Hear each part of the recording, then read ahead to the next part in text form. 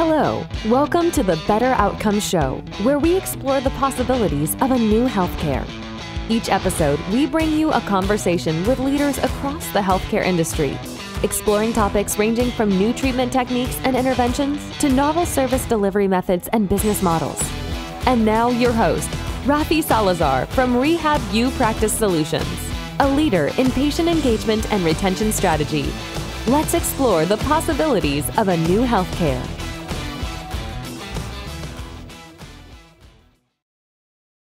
Well, hey, welcome to another episode of the Better Outcomes Show. I'm your host, Rafi Salazar from Rehab Practice Solutions. This week on the show, this is what we're talking about. We are talking about HR and hiring, making hiring decisions, making decisions around team members and roles, how to choose the right roles and responsibility for the given team member based off their strengths or weaknesses and where we feel they might excel at. I know as a clinician myself, moving into an area where now I'm making hiring decisions and building a team, basically building a culture at the clinic that I own and operate, it was something that they never really taught us at school, and you're making gut level decisions on potentially things that could have major ramifications for patient engagement, patient experience, and retention, and all of that entails from a revenue side, from a business side, from a culture side. You know, I've written about and I work with clients all the time who are trying to fill a leaky sieve, if you would. They're putting a lot of money and a lot of effort into front end lead generation and referral building for their businesses. And when you look down at the real root of the problem, they're just leaking patients out of their bucket. They've got a hole in the bottom of the bucket, if you would. And it's causing revenue issues. It's causing laxity in the schedule. Clinicians aren't having the work they need to do. And sometimes it's entirely because of the team members that are underperforming or not excelling in their position where you have them. So my guest this week is a physician. His name is Dr. Mike Neal. He is the host of the Private Practice Profits podcast. He owns his own ophthalmology clinic, but what we're talking about is his venture called Build My Team. So this is a platform that basically, in his words, it takes all the guesswork out of the hiring process. So they use statistics and science to make the best decisions, or help you make the best hiring decisions you can when you're putting together your team.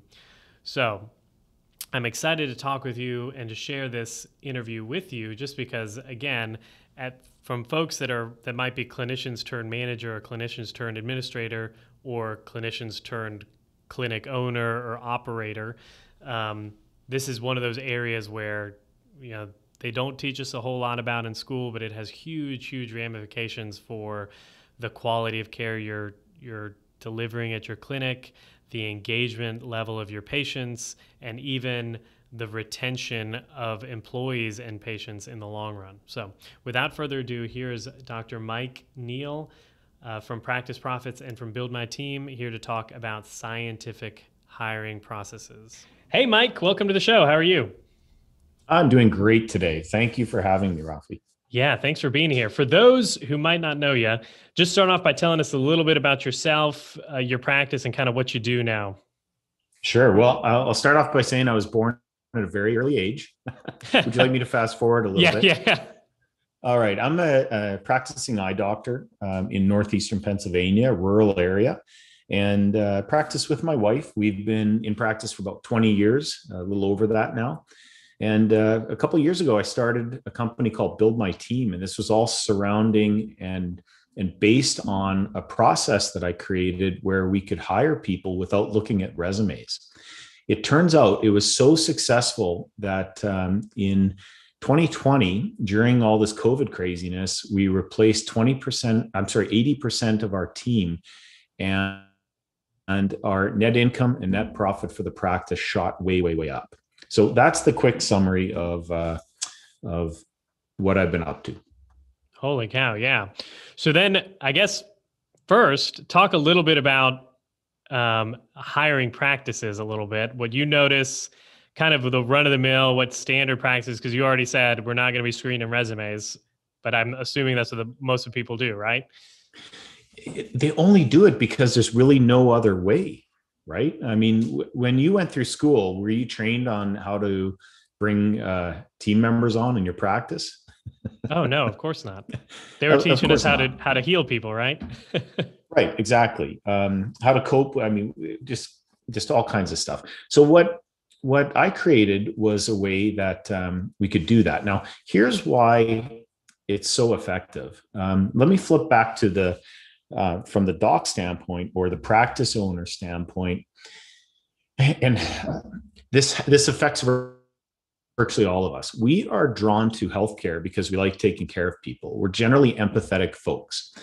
The problem with that is empathy has absolutely no place in HR and especially in hiring. And I'll use this my wife as an example. She's an incredibly great clinician, insanely loved by patients, incredibly empathetic, of course. So, how successful do you think she is at hiring? Well, if left to her own devices, probably she'd hire everyone that walks in the door, right? I jokingly and lovingly refer to it as hiring wounded puppies.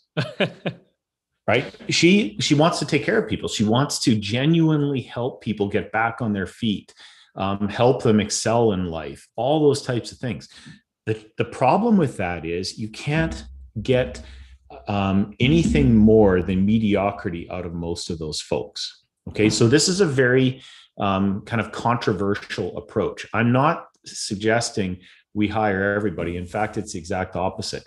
The system that I created goes the opposite way. We get as many applicants as we possibly can into our process, and then we run them through a scientific assessment process. This essentially removes empathy from the entire equation. It's gone. Now, what happens when a doctor is not focusing on trying to determine who's great, who's terrible out of a stack of resumes, which is truly an impossible situation. What instead happens is they select out of the superstars. So no more, I'll give you an example, interviews. I mean, when was the last time you brought somebody in? They're generally younger, age-wise, very little experience. The resume doesn't say much of anything. When was the last time you got a tremendous amount of information out of them in an interview?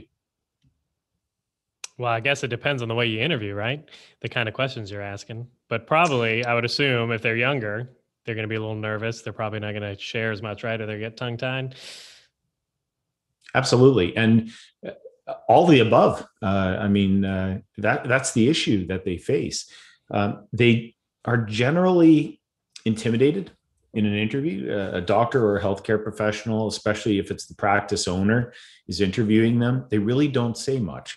Generally, what we see is that the practice owner talks more about the practice and tries to sell them on the position versus learning more about them.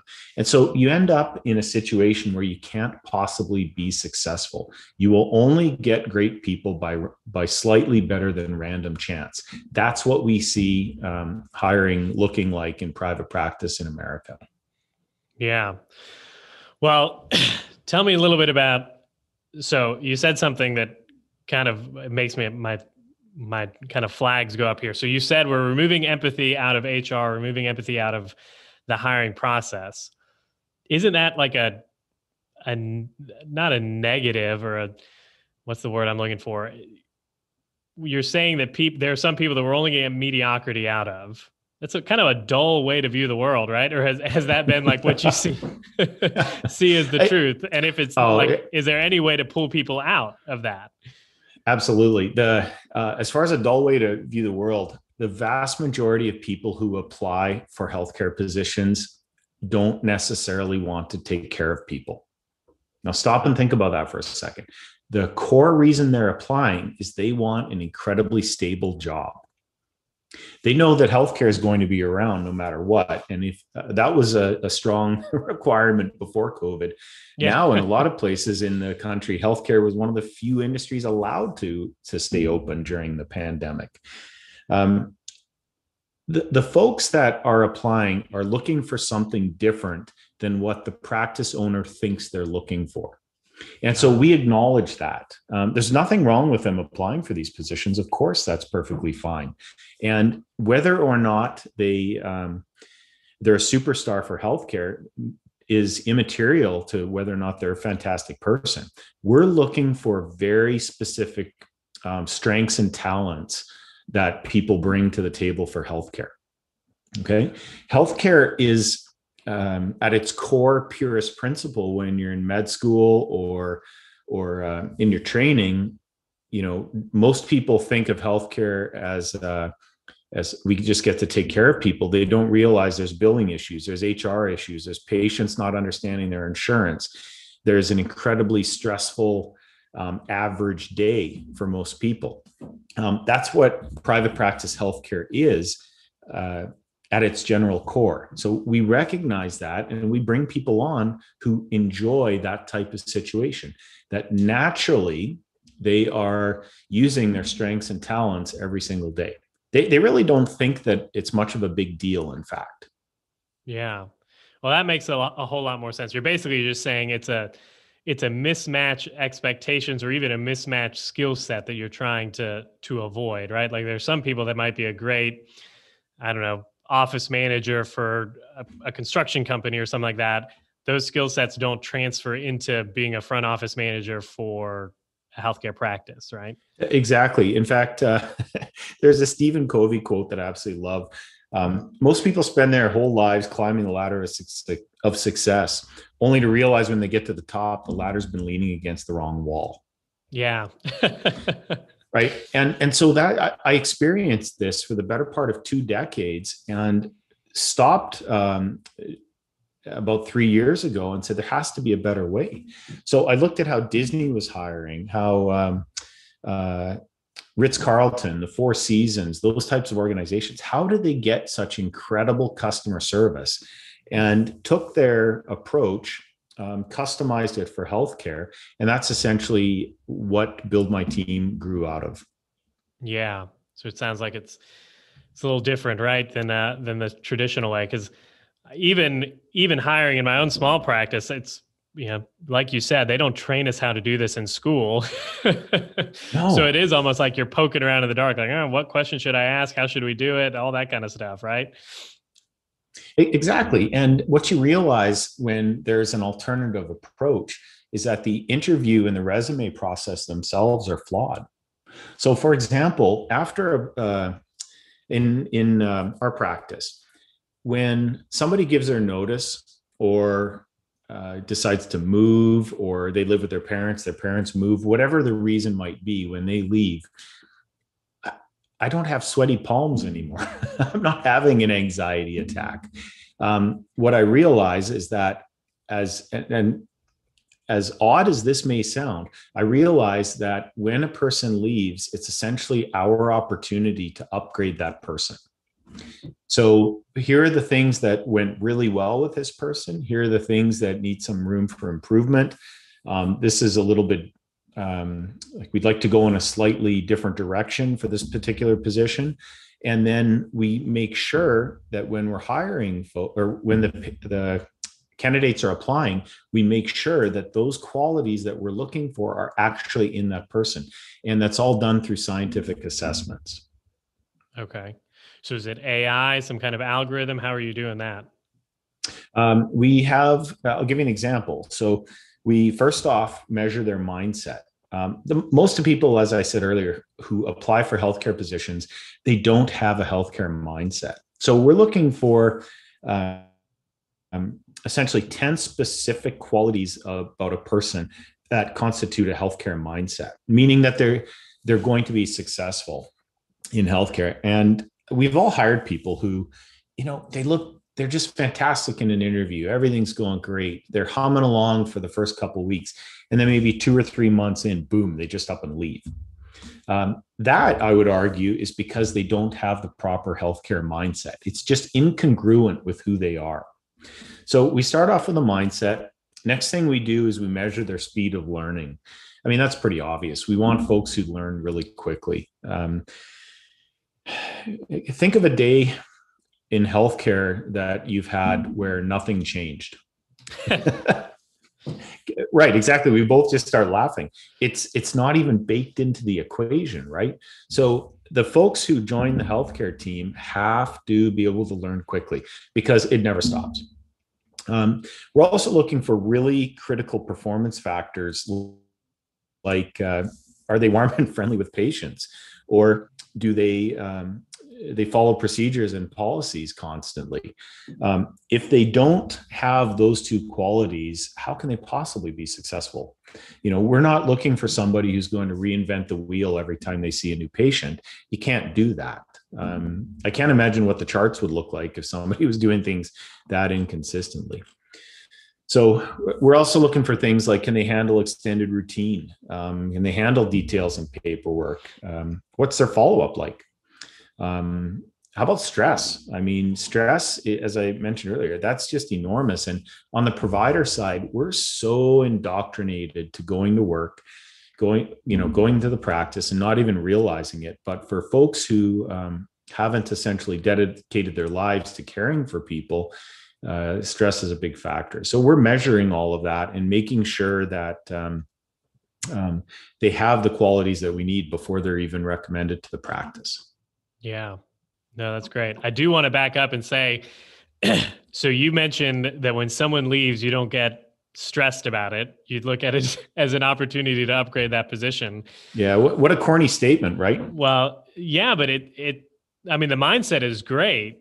I have a feeling that there's people listening that are like, how can he say that? It sounds like he just listed this long list. So you're already telling me that there are people that shouldn't fit here because they don't have the right mindset. And then you're laying out everything they need to do. It sounds like this list of potential candidates is getting smaller and smaller and smaller. So talk to that a little bit. Is there really a desert of good office staff or care coordinators or whatever we want to call them? Or is it really just a matter of reaching out and finding the right people? Well, funny you should say that. I guess it would, my opinion is it depends on your mindset. We're not looking for people with experience. So right off the bat, that is a killer. If you are absolutely just hell-bent on having somebody with experience, we can do that. However, it completely narrows your options. I have changed my tune on that and done a complete 180 since I started with the Build My Team process. We can get somebody up and running, a superstar, up and running and productive in our practice in approximately 7 days. It's 7 to 8 days, depending. And they're not going to, run the place in 7 to 8 days, but they can become productive. And then what used to take us about a 6-month process is now down to 6 weeks. Reliably. And as I said, their productivity for most of the positions gets in around 7 days. The reason being is that they're coming on board and they just naturally learn quickly. They enjoy what they're doing. They have the mindset that they want to be able to do all of this. And it's really just not a big deal for them. They have the natural talents and strengths to be able to pull this off. So when I'm talking in very quantitative terms about a human being like this, is it strange? Yes, definitely. However, we can quantify what folks are good at so accurately now that essentially plug and play the people into these positions where they just naturally shine. And as far as the number of applicants, what our company does, just some quick background, is a practice would tell us what position they're looking to fill. We write the job description, and the job descriptions they're advertisements. I mean, they're designed to get a lot of applicants, which they do. I think our most is something around 800 people down in the Atlanta area for a medical secretary. Not so many candidates we had. I mean, you're talking about probably 3 reams of paper if you have to print all that craziness. So they go through our system, and then the finalists are submitted to the practice. So what it ends up being is about a 97%, somewhere in there, rejection rate for most positions. Oh, wow. Okay. Yeah, but it's also published, the job ad's published out to 22 different job boards. So, I mean, I don't know how long it would take to manually publish the 22 different job boards, Yeah. but I You're hope I never casting a have to wide find net. out. Yeah. Exactly. Yeah. Yeah, that's awesome. Okay. Oh, there's so much to go here. So you're casting this very, very wide net. You're telling me like, Mm-hmm. okay, so if you're going off of needing, 2 years in medical experience or whatever the canned job descriptions are, you're automatically limiting the possibility of catching somebody who could be a superstar. Maybe they're fresh out of school, maybe they're in a different career path, they're not in healthcare, but they would be a great, great fit to your business or to your practice. Um, how are you finding those people if maybe they are looking for an office secretary position or something like that? If they maybe don't even know they should be in healthcare, or is that not even anything you're coming up against? These people Well, they're casting a wide net themselves.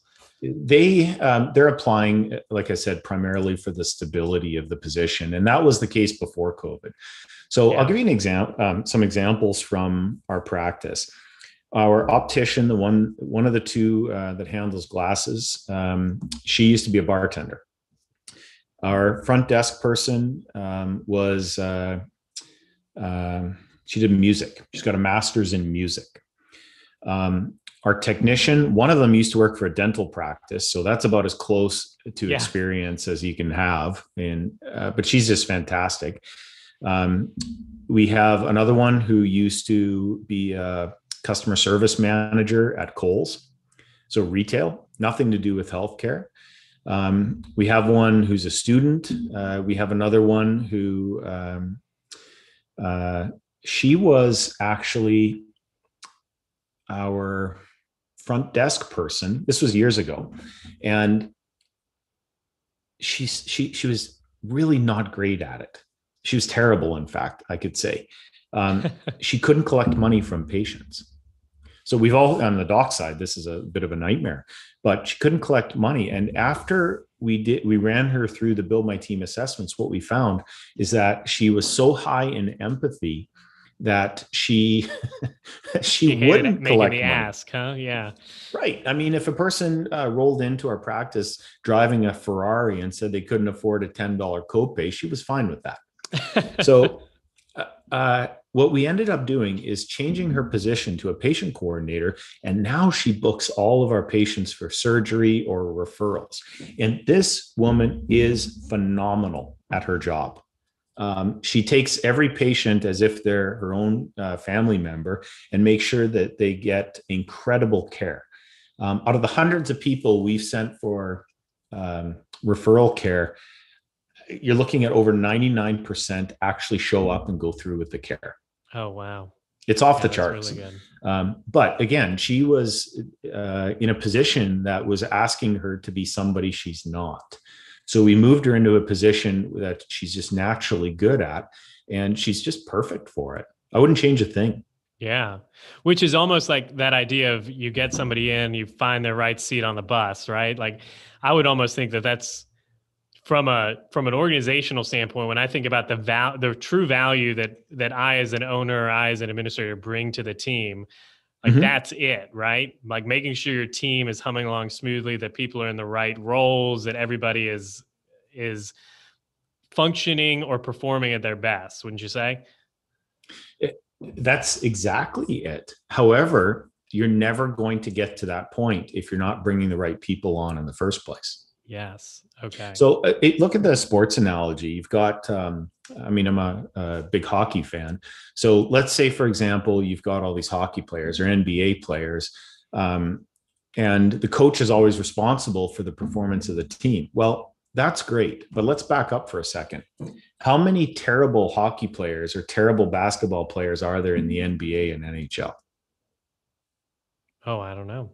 Yeah, my guess would be none. Yeah. Or they wouldn't get to that level. Exactly. Right? So on the healthcare side of things, if we bring these superstars in and we create a team where all or almost all are high performers, you wouldn't believe the outcomes you can get in your practice. You simply wouldn't believe it. Yeah, that's awesome. Now I do want to talk about this. So you mentioned it kind of in passing, but I think this is kind of where our expertise aligns or intersects, if you would. So a lot of Hmm. the work that I do is patient engagement, patient retention, making sure patients are showing up to their appointments, that they're engaged, actively engaged in their course of care. And you said something about this front office person that you moved to a care coordinator position. And now you've got 99+% of patients showing up to their referrals. And that really does speak to the importance of how your team, not just your processes or your marketing or whatever at your practice works, but really how your team functions that affects those numbers. So talk a little bit about that then, like how your team is affecting patient engagement, patient experience, all of that, all of the above. Well, right off the bat, I'm by no means a genius or rock star or anything like that. I think I'm mostly lazier than other practitioners are. I want the team to be able to show up for work in the morning excited about what they're doing and excited about helping people. I constantly remind them of the lives we get to change in eye care, and if somebody doesn't believe that, just kind of close your eyes and go about your day. um, when the team comes in, I want them to be able to uh, to naturally do their job throughout the day, help these folks, and provide an outstanding experience. So I'll give you an example. Our music master's degree front desk person, she's an absolute ninja. She can do three things at once, is incredible at what she does, and she's providing a terrific experience for the patients. The reason she has a smile on her face almost constantly, she's not struggling with the intricacies of her job, right? It comes naturally to her. So she's not thinking in terms of, oh man, that phone's ringing again. Well, she's got a patient in front of her or anything along those lines. It just comes naturally to her. So she doesn't even realize she's providing a terrific experience. She's just being herself, right? Yeah. So what I would always suggest to a practice owner, try staying in a Ritz-Carlton or a Four Seasons hotel. Go to Disney, spend the extra bucks on the behind or the private type tour, those types of things. You will be blown away by how incredible the service is. In fact, my wife and I were invited to a wedding years ago. We stayed at a Four Seasons out in Maui for a week, believe it or not. This was back when we were just getting out of school. We had to sell both kidneys in order to get out there. And it was incredible. By the end of that week, and I counted, we had over 50 staff members greeting us by name. Good morning, Dr. Neil. Good morning. Good afternoon. All those types of things. And at the time, I didn't realize that customer service was possible at that level. I didn't know it existed. So not only can it be done, but you're only ever going to get to higher level patient engagement and patient satisfaction if you have team members that just don't even realize that what they're doing is special. Yeah, it's true. They're just being themselves, like you said. That's actually funny. So the lady that runs my front office, we call her our office care coordinator. She was a probation officer for 20 plus years. Oh, wow. Exactly. Yeah. Retired, was looking for something else. Now she's with us. And I mean, the patients love her. She's always, I think she is, when I'm in the back office to maybe seeing a patient or doing something like in a treatment room or something like that, I can hear her laughing and carrying on with the patients. It's amazing. And it is one of those things, like she's just being herself, right? Right. The patients love it. They're coming back. They call, they ask for her by name. Okay, I want to talk to Stephanie or whatever, like it's great. And it is one of those things, like if you were just screening based off of experience in healthcare or some of these, like you said, these things on resumes, I probably would have never found her, right? Absolutely. I mean, I don't want some grizzled person off The Simpsons in our practice. I mean, I don't want any cartoon character like that. Since we've replaced so many of our team members with these superstars from Build My Team, We get compliments now. I mean, when I'm in the exam room, what was uncommon, if not, bordering on virtually never happened, is now routine. Oh, Nick was fantastic. He's so great to work with. Cheyenne is terrific. Courtney is so efficient. She's great. That's what I'm hearing on a routine basis. And every single time a patient says that, I just fire the tech or whoever our staff member is a quick email and compliment them. They just shine. I mean, they just light up hearing that. Yeah. Well, I think that speaks to the kind of the next part. So building, you're talking about hiring and building your team, bringing the right people on board, but kind of developing this culture requires more than just getting them in the door, right? It does. And what you find out in a real big hurry is that A players don't like to work with B players. They'll tolerate them. And an A player will not work with the C player. Either the C player goes or the A player goes, but they will not voluntarily or in any other way work with folks like that. Superstars love people who perform. And so the natural, I mean, I can't tell you how long we tried to turn the culture around at the practice. We were leaning the ladder up against the wrong wall. What we had to do instead was replace 80% of our team members. We stopped hiring with this empathetic approach, and we started hiring in a quantitative, scientific way, which is shocking because everybody who's listening to this is quantitative and scientific by nature in healthcare. But we started doing that, and the culture shifted on its own. It was the natural evolution and advancement of bringing these people in. Yeah. Well, and how about maybe somebody that was an average? Did you notice someone might have been an average performer just because of who they were working with, end up getting a bump in their productivity or bump in their efficiency because now they're working with somebody else? Like, did you notice some of that happening too? Like the 20% that you kept? Yeah, we saw that once. And it wasn't 20%, just, I mean, all for one type thing. It happened over the course of about 9 months. That happened only once. What happened far more is that the mediocre people that we had, they left. They couldn't handle it because, these new superstars would come in, and all of a sudden from the ownership side of things, we're like, oh my goodness, I can't believe that one person can do that much. That's what I thought that a person who's really good should be able to do, but I haven't seen it before, type thing. So we ended up, believe it or not, with fewer people, higher productivity, and what I can only describe as about a 95% more enjoyable place to work. It's fun now, and it wasn't before. And I think in healthcare, we so many times forget that we can make this fun. I mean, not only is it such a positive experience for the patient, the outcome is terrific. And the more fun that we can have along the way, just the better everything is, the more magnetic your practice is to patients. But boy, oh boy, how are you supposed to have fun at work when you're struggling, or when you're going to work and you've got some Debbie Downer or nervous Nelly or who knows what you're facing at work? I don't want to be around those people. And I've been lucky enough and blessed enough to be able to find amazing team members where now we spend the time conversing, just joking. We're cracking each other up. We've got 2 team members who they think it's just hilarious to sneak up on each other. I mean, it's such a bizarre thing. But that's the type of fun and cultural shift that we've experienced by bringing in different people, the right people. Yeah. Yeah, that's great.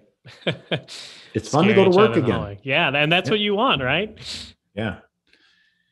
Yeah, well, you don't scare each other in the hallway because they see each other coming. They're far more creative at that. Okay. They've got to be more sneaky. They've upped their game, that's for sure. All right. Well, tell me about then practical things that maybe it's questions in an interview. Are you pulling these people in for an interview? I'm assuming after they've run through your system. So like, I'm assuming if you get to the interview part, there's got to be some kind of structure, right? Some kind of a series of either questions or ping points that you're wanting to look for in somebody that comes into your office for an interview. What would some of those be? Well, here's the thing. We already know they'd be successful in the practice before they come in for an interview. Okay. So that's not a question. Our assessment process and workflow has that figured out. So not only are we doing the scientific assessment, we also do a video interview of the person before they come in. It's a one-way video interview, so there's no intimidation or anything like that by the interviewer. It's unique and it works incredibly well. So before they come in, we've checked that box that this is a person who we're not only excited about, but we know can do the job. What we're looking for when we bring them in for a physical interview, we primarily walk them through the practice, show them all of the different things that they can do. And, one of the main things is to make sure they realize what they're getting into. So if for any reason, and this very, very rarely happens, if for any reason they don't want to work in the practice, I want to know that before we've done, a nickel worth of paperwork on them. Yeah. Before they join the team. I do not want to know that 6 weeks in. So again, we're approaching this from a different level of confidence, right? I'm not worried if they don't want to work there. That's a terrific thing to find out. I'll jump for joy if they leave in the first discussion. And again, that rarely happens, but we're approaching this from more of a talent certainty standpoint. So I'm certain that they have the talents necessary. Let's get to know them a little bit in the interview. So it's not an interview, it's just a discussion. We just talk. The conversation goes where it goes. We want to know, what excites them, what gets them out of bed in the morning. Do they have dogs, cats, pets? They like sports, whatever they decide to talk about. And most of them will tell you life stories, all kinds of things. We're trying to get a sense of who this person is outside of work, what they, what level of excitement and passion they have the potential to bring to this or to other things. When a person has that level of passion with the talents and strengths, oh boy, that's where the magic is made. So that's basically what we're doing in an interview. Yeah. So you already know they're going to do well. It's just a matter of, are they going to do well in this practice or with these people, right? Right. Yeah. And, the right seats on the bus, it's so critical, but you can't get to the right seats on the bus when you haven't even left the bus station. And then back it up even further, you might even not know where the bus station is. And that's where most practices are right now. They're just hiring people who need, in this example, they need transportation. Yeah. We don't want that. We want folks who know exactly that between us and them, we know that they're in the right seat on that bus. Yeah. So have there been times then where you've hired somebody, or you've brought somebody in on they're a great fit for this organization, maybe culturally, they're going to perform well because of the process you went through to make sure they came in on an interview, and then 3 months in, you're like, we're moving your seat on the bus? Oh, sure, it happens, but that's not something we tell them. It's a consultation, a discussion. Uh-huh. So this happened. It's funny you say this. This happened yesterday in the practice. We have a person who, she's more of a behind the scenes type person. So we thought, incredibly great worker, absolutely terrific. She likes to work making glasses, essentially. And we had an opportunity, needing some extra help on the other side, the clinical side. So of course, we just asked if she'd be interested, and she jumped at the opportunity. Now we have a person who just volunteered to be cross-trained, and she's already terrific at one aspect of the job. She was kind of observing, if you will, yesterday afternoon on the clinical side. And she was just stoked about it. Absolutely super excited about learning all this new stuff, more opportunity, et cetera. And the whole time the practice is thinking, well, this is absolutely amazing. We're going to have her up and running even faster than we would normally. And there's no risk. We already know who this person is. If for any reason she doesn't enjoy the clinical side, she's right back to working in the optical, which is great. So we, in that type of situation, and even sometimes for new people, we'll bring them in for the position that we're hiring for, but we are always 100% open-minded. Is that the best use of their talents? What ends up happening is you've got most of the people who are applying have no clue what they're good at. They say they do. The resume, that doesn't, all a resume does is tell you what they failed at in the past, almost all the time. Okay. If they were great at it, they'd still be at that job and they'd be loving it. So they really don't have any clue what they're good at. We essentially know that more than them. And then it comes out in the discussions in the interviews and such.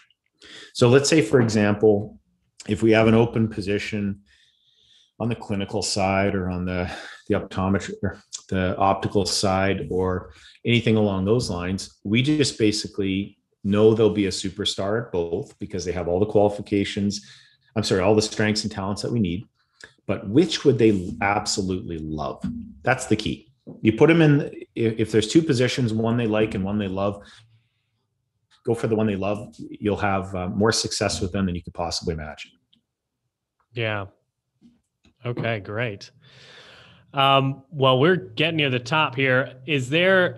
I always ask this question. I love it because it kind of distills what you know. If you could give our listeners just one or two main points that you would want them to consider before they go and hit post on, I don't know, ZipRecruiter or wherever they're going to be trying to find somebody, what would they be?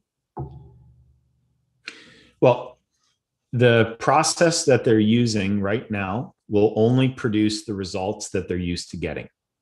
It's the definition of insanity. I mean, doing the same thing over and over again, but expecting a different result. Our process created that different result, and it reliably and consistently gets the results that I'm describing around North America because we're doing it completely differently than what they're used to. So, I mean, we're not for everybody. I understand that. But if you've absolutely had it, you're stressed up to your eyeballs, you just don't enjoy hiring at all, then pick up the phone or send us an email. And we'd be happy to help here at Build My Team. Yeah, that's great. Which leads into my final question. Where can people find out about you, Build My Team, and all of that good stuff? Yep, easy. www.buildmyteam.com. And what most practices like to do is just set up a free consultation. One of our team members will hop on and listen to the unique items about your practice, what type of person or people you're looking for, and then tell you how our approach would either work for you or extremely well or not work. We're not interested in working with folks where we don't think it would be a good fit. Just like we profile all of our candidates to make sure they're successful, we essentially are looking for something similar with client practices that we can help. And so when we decide to work together, the stage is completely set for success. Awesome. Cool deal. Well, Mike, thanks for taking the time. And thank you so much for having me. You asked some incredibly intelligent questions. You kept me on my toes here. Okay. It's good to hear. All right. Well, have a good one. Awesome. Thank you very much. Well, I hope you enjoyed that conversation with Mike Neal, Dr. Mike Neal, talking about how we can be a little bit more intentional about hiring practices and even building our team and our culture at our clinic, how we're distributing roles and responsibilities amongst team members in a way that can help maximize patient engagement, improve the quality of care, and the level of service that we deliver at our clinics.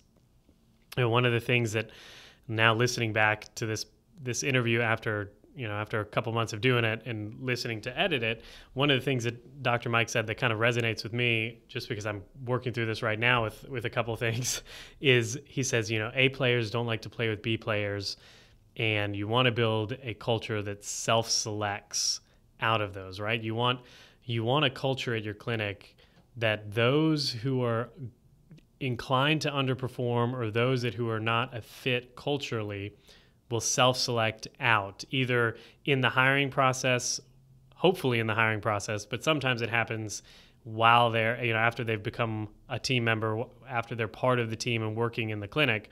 You would rather those self-selections out happen sooner rather than later, so that you can move on and kind of build the team that you want. I was hearing somebody talk the other day, I think it was David Baker from Recourses, talking about the culture at a firm. Now, he consults for creative firms, but the principle stays pretty general, I would think, across all industries. But you want the culture at your facility or at your organization to really be like an immune system, if you would, to your business, in that the culture of your facility and your organization should be such that people that are not right fits don't stick around long. Because if you have a culture that's weak, or you have a culture that isn't truly defined, you get whoever comes in the door that's, a warm body filling the job or punching a clock or whatever it is, you're going to end up with some underperformance in some area. And usually large issues arise from it, whether it be in the healthcare space, patient engagement suffers or patient experience suffers, or operationally where you have somebody that maybe should have not been in the position that they're in, and now they're causing a problem for you later down the line. So you really want to build a strong culture, be very firm about those values, those drivers that you are not going to, those lines in the sand, if you would, because what's going to happen is as your team grows, as you end up adding headcount to your clinic, to your facility, whether it be support staff or clinical staff, you want that culture to be there to be the immune system for your business that you need it to be. You want people that are natural good fits in the culture, that believe in either your philosophy of care or your process of care, to really thrive and flourish there. And you want the people that don't see the same vision or don't catch that vision to self-select out sooner rather than later, not after you've spent time and energy investing in them and training them for a process of care that they ultimately aren't going to follow or believe in, right? So anyways, it was an interesting conversation. I like having talks with folks that are clinicians that are running businesses as well as doing something similar or something on the side that's kind of a infrastructure play, if you would, on their current clinic or business. And that's Build My Team is a great example of that. So anyways, that's all I've got to say on that topic. I hope you found the episode useful, insightful. If you would like to learn more about the show, you can head on over to www.betteroutcomes.show. You can sign up there for the subscription list, and we'll send you an email whenever we drop an episode. It's usually every other Wednesday. Sometimes we'll throw a bonus interview in or a bonus episode on the off weeks. If you liked the show, it would really mean a lot if you went to iTunes, left us a rating and review. It helps people find the show.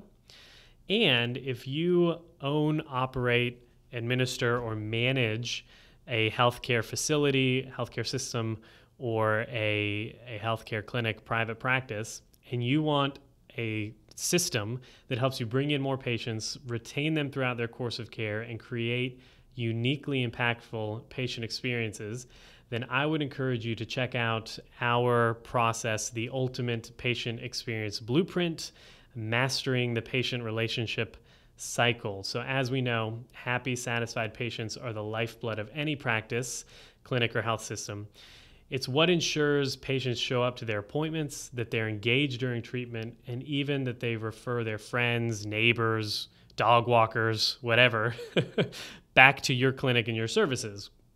But achieving this kind of positive patient experience takes a lot of planning, it takes being intentional, and it takes hard work.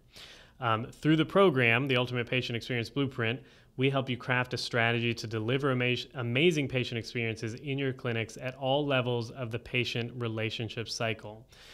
Basically, what we try to do is we do a diagnostic and positioning exercise with you where we kind of hone in on your purpose, your mission, your values. We move on to patient relationship mapping, where we identify specific messaging points based off your ideal patient or referral source using a biopsychosocial approach, and then considering their stage, if you would, in the patient relationship cycle as it relates to your business and their interaction with your clinic.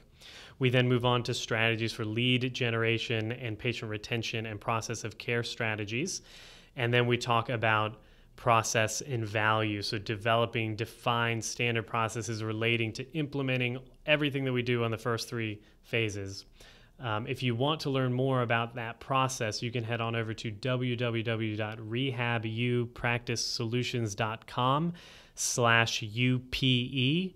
That's rehab, the letter U, practicesolutions.com/UPE.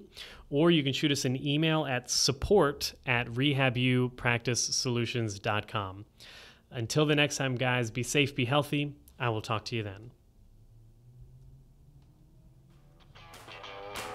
Thanks for listening to the Better Outcomes Show, where we explore the possibilities of a new healthcare. Our hope is that you walk away from each episode informed, equipped, and empowered to push the boundaries in your own practice or business. We want to give you the tools to help you build strong, long-lasting relationships with your patients and clients, helping meet their goals, improve their health, and achieve better outcomes.